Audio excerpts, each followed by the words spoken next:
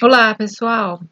Hoje a nossa aula é uma breve introdução à sustentabilidade e hoje, a partir de hoje nós vamos começar a abordar diretamente a questão ambiental no projeto de interiores. Vamos ver como que vai ser?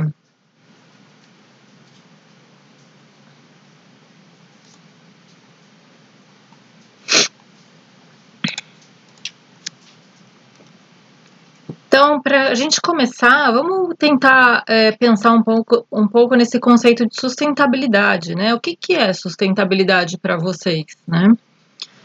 A sustentabilidade, né, por si só, se a gente se desvincular um pouco desse conceito que já ficou bastante consolidado, que sustentabilidade é algo atrelado à questão ambiental, né?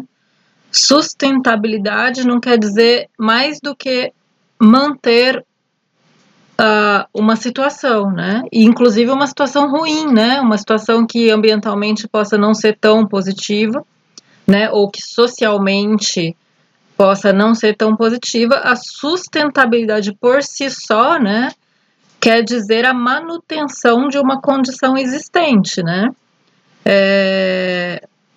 Mas esse conceito veio sendo difundido, então, né, desde a conferência da ONU, né, e aquele relatório Brundtland, que foi configurado em 1987, né, a gente passou a utilizar a noção de desenvolvimento sustentável, né, e o termo sustentabilidade veio como um derivativo aí desse termo desenvolvimento sustentável, né, que segundo a ONU e segundo esse relatório Brundtland, significa que o desenvolvimento sustentável é o desenvolvimento que atende às necessidades do presente sem comprometer a capacidade das futuras gerações em sanar suas necessidades.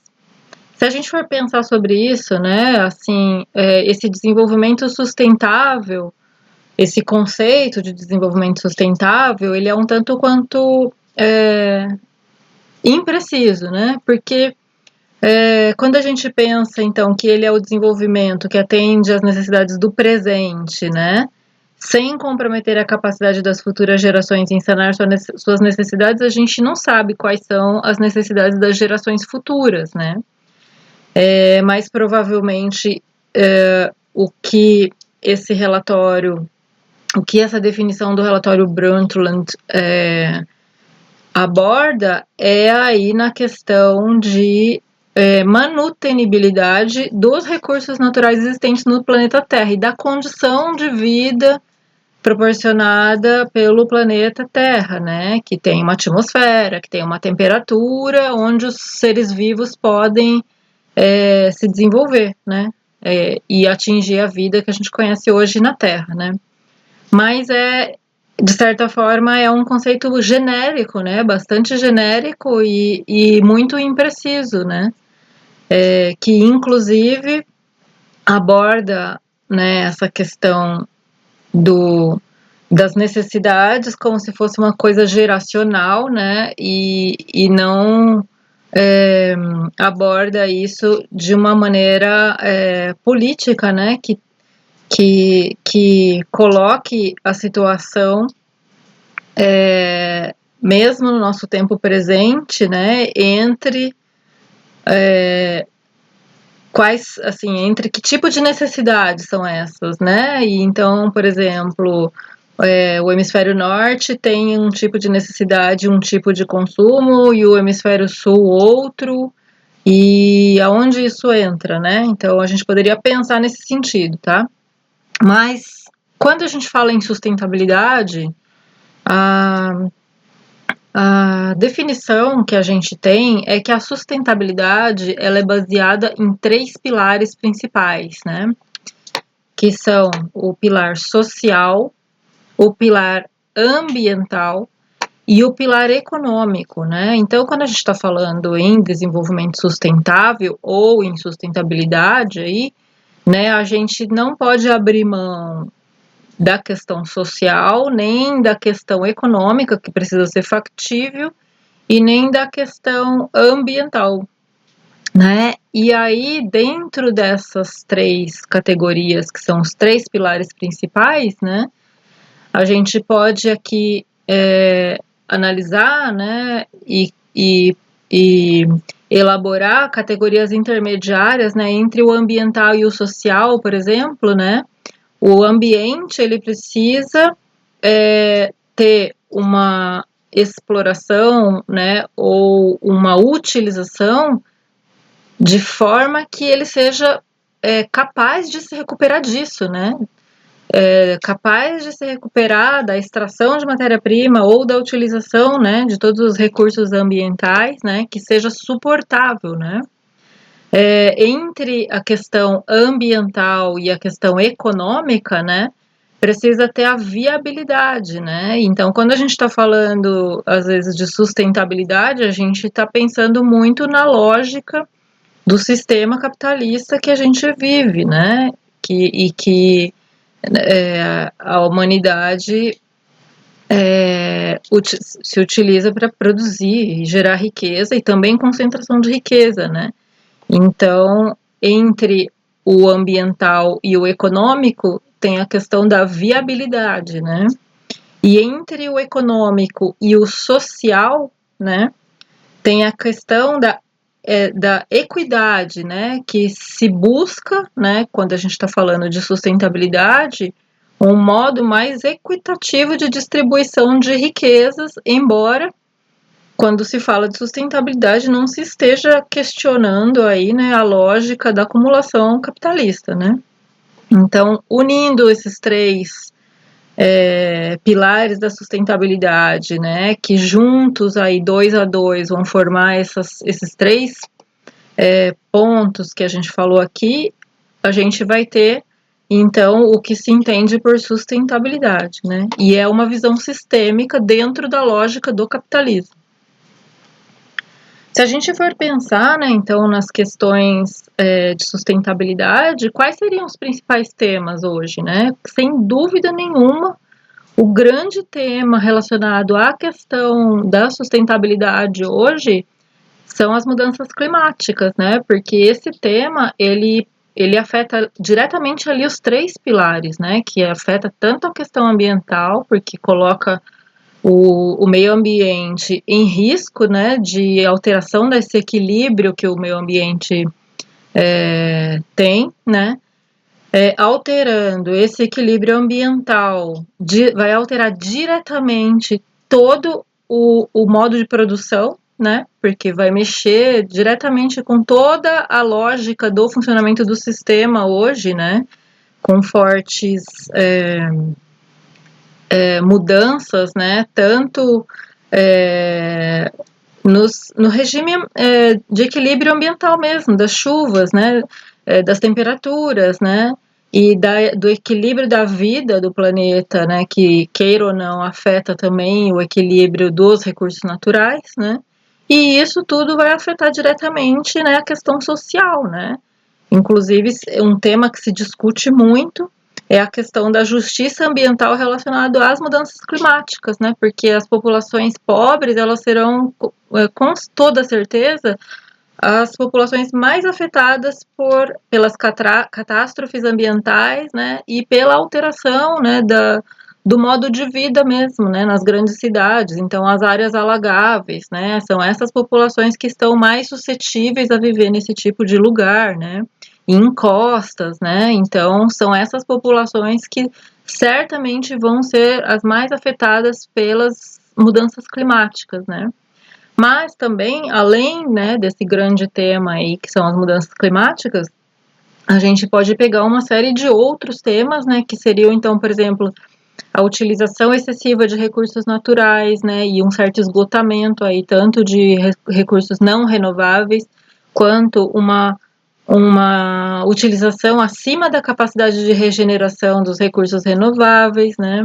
Outro tema que a gente tem também aí, né, o uso excessivo de energia, principalmente relacionado com combustíveis fósseis, que está ligado a mudanças climáticas, né?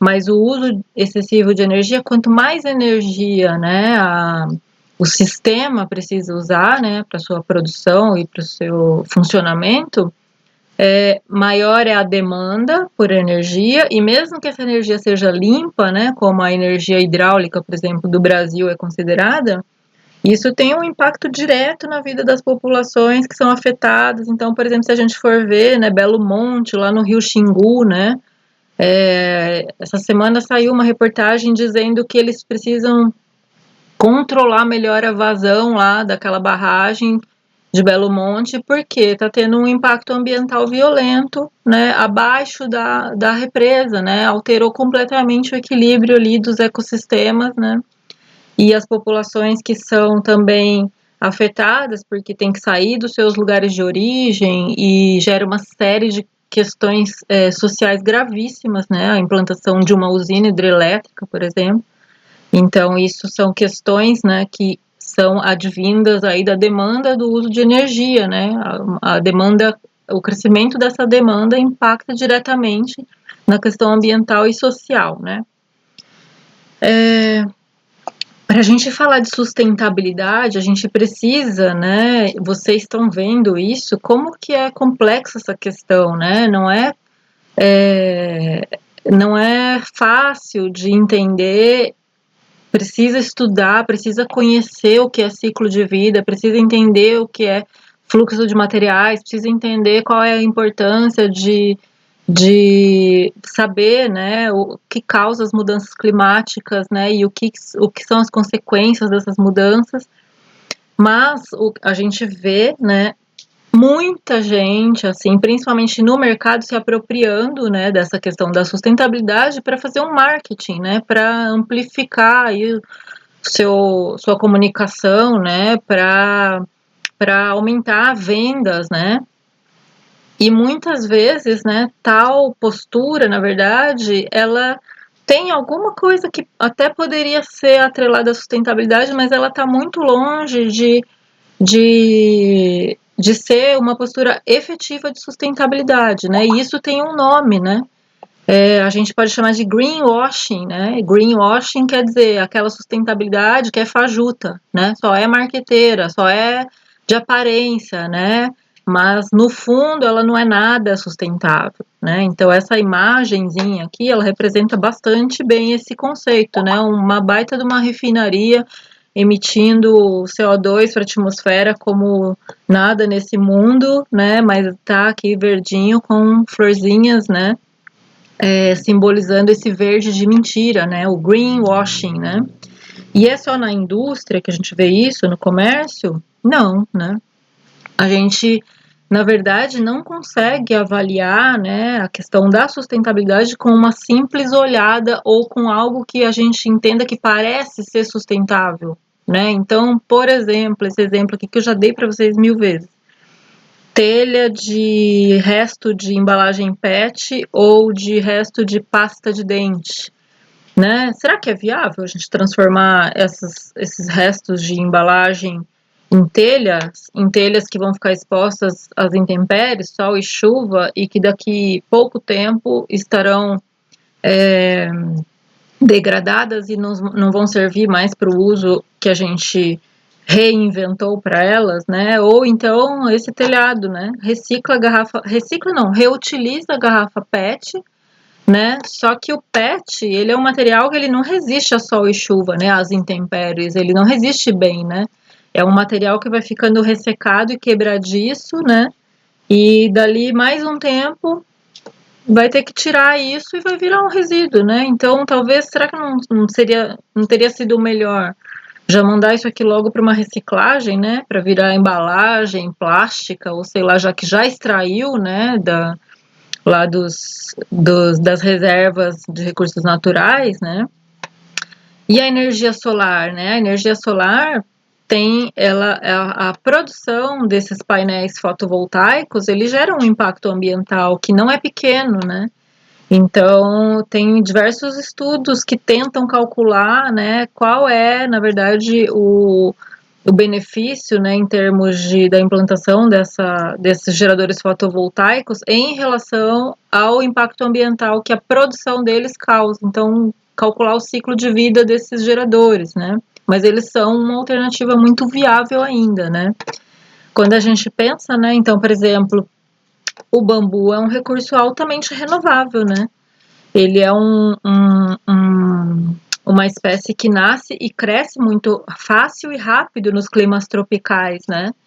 Mas se a gente utiliza, em vez de a gente utilizar o bambu brasileiro, a gente utilizar um bambu chinês, por exemplo, é sustentável isso? Né, o bambu sai de lá da China, pega um navio que vem emitindo CO2, né, numa distância muito grande. Então, será que toda essa emissão de CO2 vai continuar mantendo o bambu como uma coisa sustentável, né? Então, tem dezenas de variáveis aí que a gente precisa entender, né? A energia eólica, né? Ah, o vento tá aí, vamos fazer turbina eólica e aproveitar essa energia. Sim, mas a gente sabe qual é o impacto disso, né? Então, a gente precisa calcular, né? Calcular a sustentabilidade é calcular quais são os impactos ambientais no ciclo de vida desses produtos, né? Então não tem outro jeito, sabe? O produto por si só pode parecer que é sustentável e no fundo pode não ser, né? Essa questão das turbinas eólicas mesmo, elas têm um impacto muito grande, não essas pequenas, que essa aqui é de um ambiente residencial, mas as turbinas eólicas grandes, né? Não sei se vocês já tiveram a oportunidade de ver, né?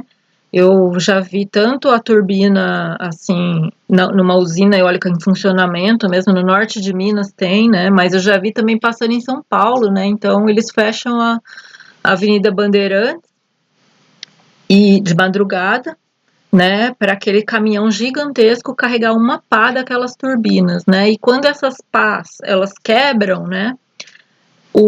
Esse material, ele é um material misto, né? Feito de fibra, né? De fibra e de uma matéria, de uma resina. Então, para a gente pensar nessa questão baseado lá na economia circular, né?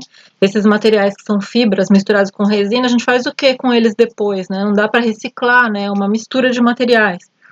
Então, essas pás das turbinas eólicas, elas são um grande problema na hora do descarte. E tem gente, por exemplo, na Espanha, dando a solução para elas no final da vida útil, que é enterrar essas pás, né? Não é uma boa coisa. Todo mundo deve concordar, né?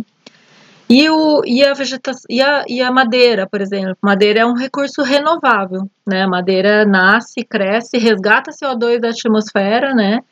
E tá sempre nascendo. Mas será que se a gente pegar uma árvore dessa, né, sei lá, que tem 400 anos lá na Amazônia, cortar para fazer uma mesa, isso é uma atitude sustentável, né? Isso não é uma atitude sustentável. A madeira só pode ser considerada é, ambientalmente amigável, o uso da madeira, ou sustentável, né, quando a gente utiliza madeira de reservas de manejo, né, não pode ser essa madeira nativa, né, que já está lá há séculos, ela já resgatou carbono, né, e ela precisa continuar mantendo aquilo ali. Né, a gente não pode simplesmente, e ela continua resgatando, né, porque na verdade ela continua fazendo fotossíntese e respirando. E essa madeira que é muito antiga, né, as espécies que já são muito antigas, o uso delas não é considerável nem um pouco, não é considerado nem um pouco sustentável, né? Não se pode achar que é porque é madeira, né, é sempre sustentável, não. Só madeira de manejo florestal.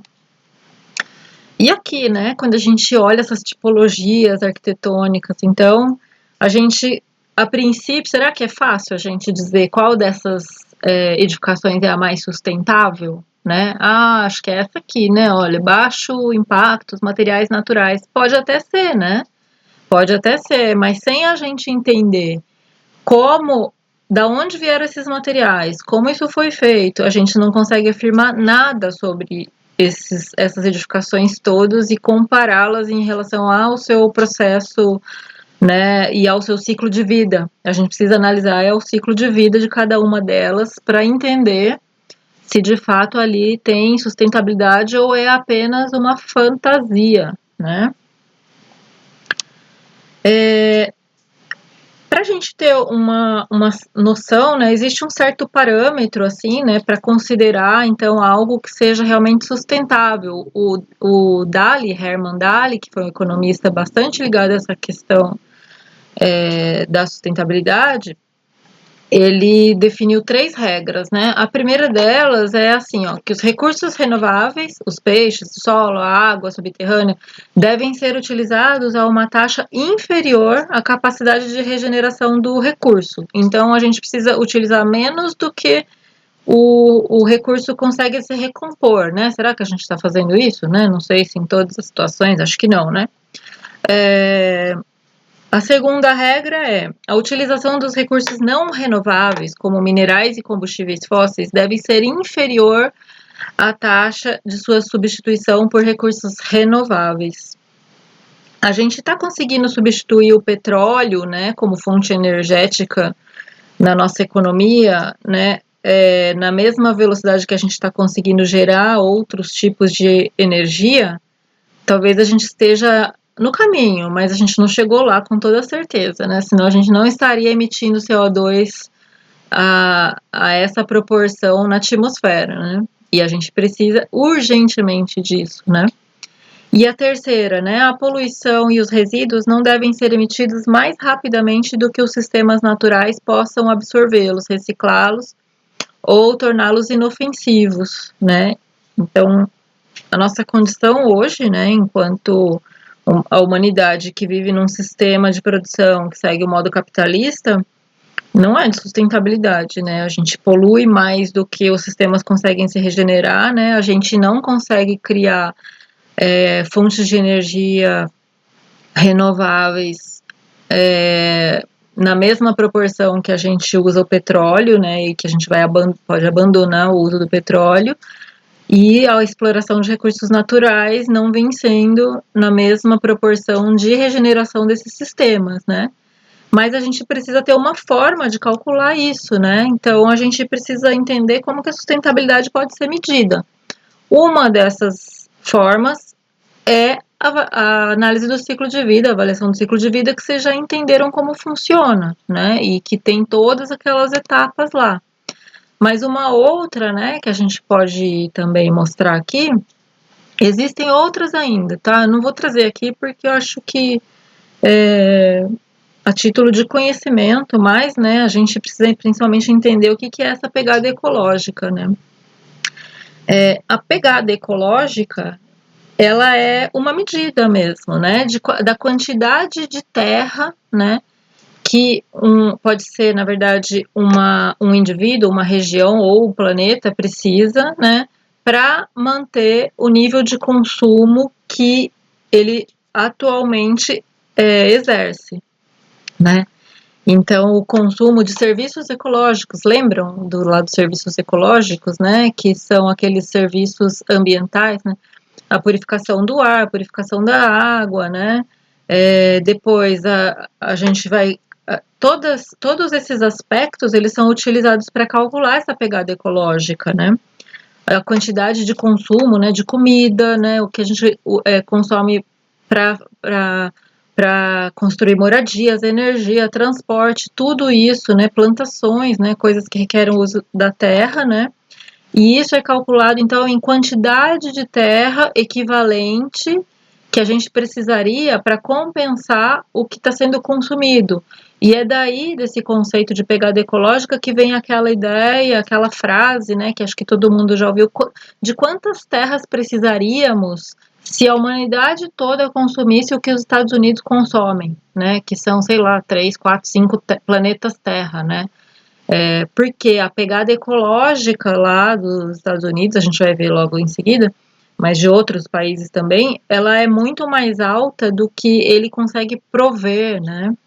É muito maior do que o país, em termos de recursos naturais, consegue prover, tá? E aqui a gente tem, né, então, um mapa, né, que mostra aqui a pegada ecológica total por país, né? Então, quanto mais clarinha aqui, é menor a pegada ecológica. Quanto mais escuro, é maior a pegada ecológica, né? Então, e aqui tem um rankingzinho, né, de países, né, que estão aí se desempenhando em termos de pegada ecológica mais intensa, né? Então a China está em primeiro. Esse mapeamento aqui é de 2019, né? Dessa fonte aqui, depois se vocês quiserem consultar, tem todos esses outros mapinhas lá, é bem interessante de ver, né? A China está em primeiro lugar aqui, né? Ó, em segundo, os Estados Unidos. A China tem uma população bem maior, né, que os Estados Unidos, mas a pegada ecológica dela também está muito maior, né? E basicamente, né, assim, os maiores, os países com maior pegada ecológica, eles estão basicamente no hemisfério norte, mas a gente também não está muito longe não, né? O Brasil está aqui em sexto lugar, né, desde 2019, né? E isso há 10 anos atrás, a nossa pegada ecológica total era muito menor. A gente veio piorando isso, né? Então, o que quer dizer? Quer dizer que a gente precisa, né, pelo impacto que a gente gera ambiental, a gente precisa de uma quantidade de terra aí que vem sendo muito grande, né? E os países, né, então, por exemplo, da África, né, subsaariana, que são os que têm a menor pegada ecológica, né, total, né? Estamos falando de pegada ecológica total, né? Aqui nessa ordem, mas se vocês entrarem no site, tem uma lista enorme de países, eu não trouxe porque não ia caber no slide, ia ficar difícil da gente ver, né? Então aqui, né, o Brasil ele tá, vejam aí, ó, pegada ecológica total, né? O Brasil não tá tão bem na fita assim, né? Tá desempenhando mal aqui, tá exercendo uma grande pegada ecológica, né? Mas se a gente olhar, né, esse mapa aqui, olha, ele é o mapa da pegada ecológica por pessoa, per capita, né? Então, olha aqui, ó, por pessoa, né? Olha esses países aqui do norte, aqui tá bem claro isso, né? Que por pessoa, né, os países do norte têm uma pegada ecológica maior e a Austrália também, né?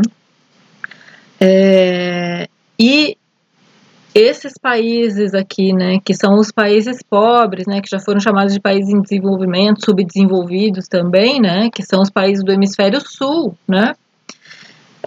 Tem uma pegada ecológica por pessoa muito menor, né? E o que isso quer dizer, né? Lembram que a nossa pegada ecológica aqui, ó, no total, ela tá muito grande, né? Mas por pessoa, a nossa pegada ecológica, ela tá bem menor, né, do que o do restante do mundo. O que isso quer dizer? Isso é um péssimo sinal, né, na verdade. Isso é um sinal de que tem duas coisas aí acontecendo, né? Ou tem renda concentrada demais no nosso país, que a gente sabe que é o caso, né? Porque o consumo per capita, né, a pegada ecológica per capita e por pessoa é pequena, né? Mas no total é grande. Então, quem que está consumindo isso, né? Tem uma concentração absurda aí, ou então, né, estão consumindo, né, os nossos recursos, né? Então, pode ser que a nossa riqueza toda esteja sendo mandada para fora, né? E o que é também uma grande possibilidade, né? Então é isso, nessa primeira aula eu queria abordar isso, esses conceitos introdutórios aí de sustentabilidade com vocês, e a gente vai continuar na próxima aula agora, entrando de fato nas questões mais relacionadas ao projeto de interiores e ecodesign nesse projeto, tá bom? Até!